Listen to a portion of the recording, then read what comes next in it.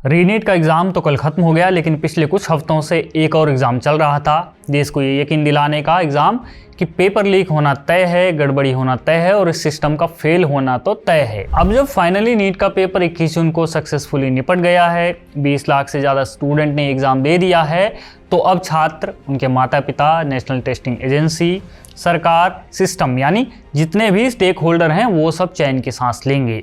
वरना इन दिनों जो परसेप्शन बनाया जा रहा था कि लीक तो होना ही है, अगर ये परसेप्शन सफल हो जाता तो लाखों बच्चों और उनके परिवारों का भरोसा तो पूरी तरह से टूट जाता।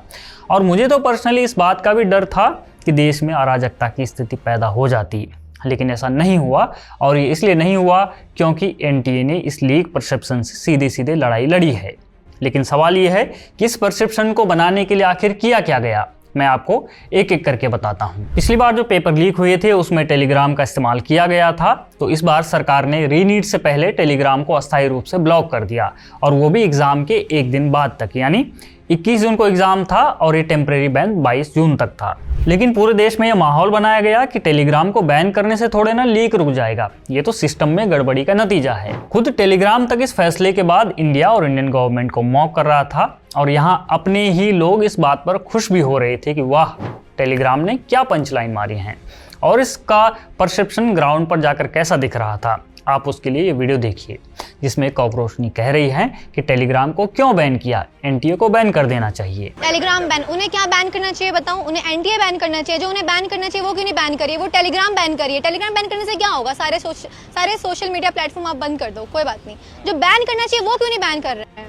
आयरनी यह है कि इस कॉकरोचनी को टेलीग्राम पर बैन का तो पता है, लेकिन एनटीए के बारे में पूछते ही बगल में झांकने लगी और हड़बड़ाने भी लगी। आपकी तरफ से क्या बैन करना चाहिए? एनटीए। एनटीए क्या है? नहीं काम कर रहा सही है एनटीए? हाँ? नहीं। इसको अच्छे से आप अब इन्हें कौन बताए कि टेलीग्राम कितने देशों में बैन है और क्यों बैन है। खैर, टेलीग्राम बैन से पेपर लीक रुक सकते हैं या नहीं, इस पर फिर किसी और वीडियो में बात होगी, लेकिन अभी के लिए टेलीग्राम से फैलने वाली फेक न्यूज़ को, अफवाहों को कम किया जा सकता है, और यही हुआ भी है। आप देखिए, रीनीट से ठीक 2 दिन पहले वीपीएन का यूज़ करके टेलीग्राम पर ये बातें फैलाई गई कि पेपर फिर से लीक हो गया है।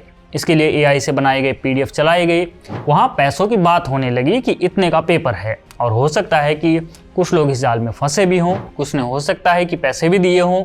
इस फेक न्यूज़ का लेवल इतना बड़ा था कि आपका दिमाग घूम जाएगा। लीक का परसेप्शन बनाने वाले इन लोगों ने कई मीडिया हाउसेस को ईमेल तक भेजे, ऑफ इंडिया को भी ईमेल भेजा गया, और एनटीए से जुड़े अधिकारियों को भी यही मेल भेजे गए कि 21 जून को होने वाली रीनीट का पेपर टेलीग्राम में आ चुका है, वो लीक हो गया है। सोचिए, ये एग्जाम के बस 2 दिन पहले हो रहा है। इसके बाद हालांकि एनटीए ने तुरंत इसका खंडन भी किया और कहा कि ये सरासर फेक न्यूज़ है। लेकिन आपके लिए यहाँ ध्यान देने वाली बात सिर्फ अफवाह नहीं थी, बल्कि उस अफवाह के जरिए लीक का परसेप्शन बनाना था। इस परसेप्शन को बनाए रखने के लिए सोशल मीडिया पर वीडियोस तक बनवाए गए। दुख मन के साथ बोलना पड़ रहा है कि पेपर लीक हो चुका है। आपकी जानकारी के लिए मैं बस ये बता रहा हूँ कि ये आदमी कॉकरोच जनता पार्टी का सपोर्टर है। इसका पूरा वीडियो ऑफ इंडिया पर अलग से आप देख सकते हैं। इससे जुड़ा एक और मामला बताता हूँ। एक खबर आई कि री एग्जाम से ठीक 3 दिन पहले राजस्थान पुलिस ने एक 19 साल के लड़के को अरेस्ट किया, क्योंकि वो टेलीग्राम पर रीनीट का फर्जी लीक पेपर बेच रहा था और पैसे वसूल रहा था। आप सोचिए, उसने कितने लोगों तक संपर्क साधा होगा और उनके मन में क्या परसेप्शन बना होगा कि लो, फिर लीक हो गया। अब दूसरा एग्जाम्पल देखो। अब्दुल्ला के अबू का आपने वीडियो तो देखा होगा, जिसमें वो कह रहे थे कि उनके बेटे का एग्जाम सेंटर अबू धाबी में डाल दिया गया है, और अब वो कैसे वहां जाकर एग्जाम देने जाएगा, और वो भी 2 दिन में।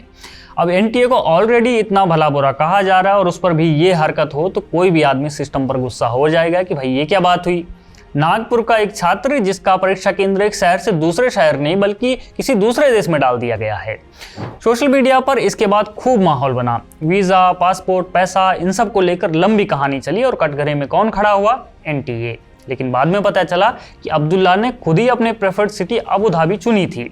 एनटीए ने बताया कि नीट परीक्षा के रीशेड्यूल होने पर कैंडिडेट की सुविधा के लिए करेक्शन विंडो दी गई थी, जिसमें कैंडिडेट अपने प्रेफर्ड सिटी चुन सकते थे, और 3 लाख से ज़्यादा कैंडिडेट ने ऐसा किया भी। इसी दौरान अब्दुल्ला ने preferred city Abu Dhabi choose की थी। अब चलो, अब्दुल्ला से गलती हुई, कैसे हुई, क्या हुई, वो सब एक अलग विषय है, लेकिन एनटीए ने तुरंत ही नागपुर में अब्दुल्ला को एक एग्ज़ाम सेंटर अलॉट कर दिया। अब इस मामले में राहुल गांधी भी क्रांति करने उतर आए थे कि हमारे बच्चों के भविष्य के साथ जुआ खेलना बंद कीजिए, वो एक संवेदनशील, जिम्मेदार और जवाबदेह शिक्षा व्यवस्था और परीक्षा के अधिकारी हैं और हम ये उन्हें दिलवा कर रहेंगे।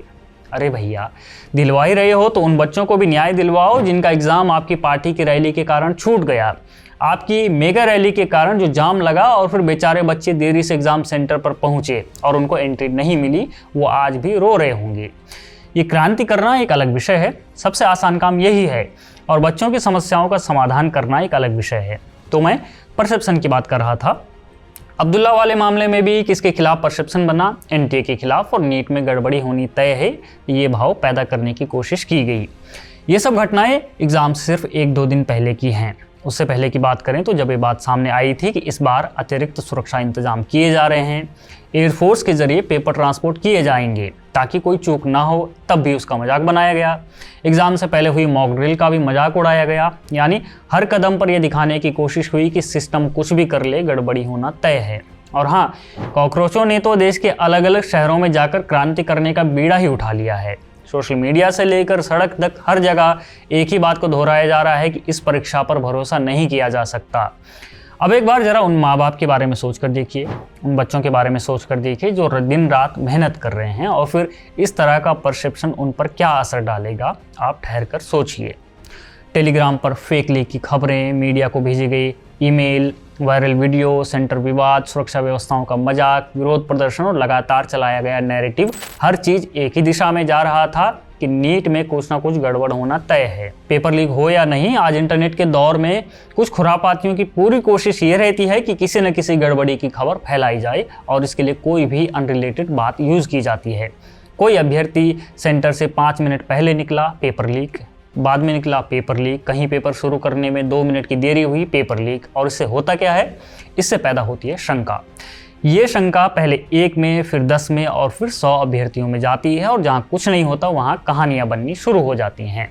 फिर सोशल मीडिया पर कैंपेन चलते हैं, कोई कोर्ट पहुंच जाता है और अच्छी खासी परीक्षा सालों के लिए कोर्ट की फाइलों की चक्कर खाती रहती है। परीक्षा में लीक ना हो ये पक्का करना तो भले ही थोड़ा सरल काम है, लेकिन इससे कहीं ज़्यादा कठिन है ये पक्का करना कि लीक की अफवाह तक न फैले, और इस बार एनटीए ऐसा करने में सफल रही है। कुल मिलाकर नीट का एग्ज़ाम खत्म हो गया, लेकिन ये मामले हमें इसलिए भी याद रखने चाहिए कि अफवाह, राजनीति, सोशल मीडिया और वायरल नैरेटिव मिलकर किसी भी परीक्षा के आसपास अविश्वास का माहौल खड़ा कर सकते हैं, और हम सभी को इससे बचना चाहिए। आप देखते रहिए ऑप इंडिया।